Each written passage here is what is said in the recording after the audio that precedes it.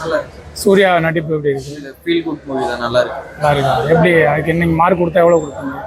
Sir 10க்கு ஒரு 8.5. Thank you. Surya படம் எப்படி இருக்கு? நீங்கள் எப்படி ஃபீல் பண்ணுறீங்க? நல்லா ஹாப்பியாக இருந்துச்சு. நல்லா ஒரு 3 நாளைக்கு அப்புறம் ஒரு நல்ல மூவி இருக்கு. நீங்கள் மேடம்? சூப்பராக இருந்துச்சு. படம் எப்படி சார் இருக்கு? நல்லா இருக்கு. நல்லா இருக்கு. படம் எப்படி இருந்துச்சு? படம் எப்படி சார் இருந்துச்சு? ஏதாவது 2 வரி படத்தை பற்றி. படம் எப்படி சார் இருந்துச்சு? ரொம்ப நாள் கழிச்சு சூர்யாவுக்கு ஒரு நல்ல படம் அப்படிங்களா? சரி. படம் எப்படி? சூப்பராக இருந்துச்சு. நல்லா இருந்துச்சு.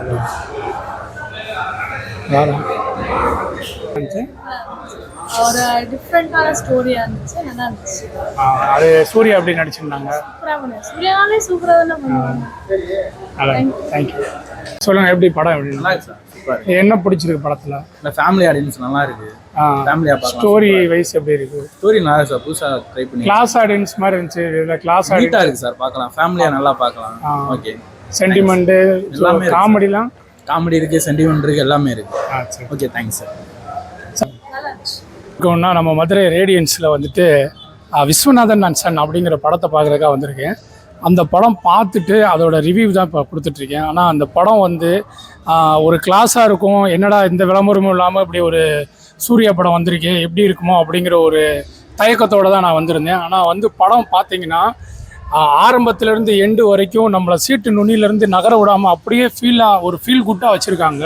படத்தில் எல்லாமே வந்து கிளாஸாக இருக்குது. அந்த படமும் சரி, நல்ல ஒரு வெளிநாடு அந்த மாதிரிலாம் வந்து ரொம்ப பிரம்மாண்டமாக காமிச்சாலும் கலை வந்து அருமையாக எடுத்திருக்காங்க.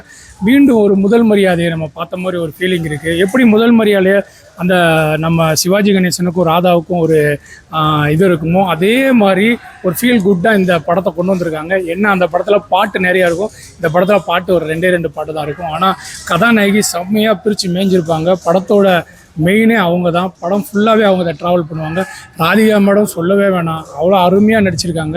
உண்மையிலே வந்து சூர்யா சாருக்கு இது ஒரு மெகா ஹிட். படத்தில் மீண்டும் ஒரு மெகா ஹிட்டாக இருக்கும். இந்த படம் வந்து எல்லாருமே கண்டிப்பாக பாருங்கள்.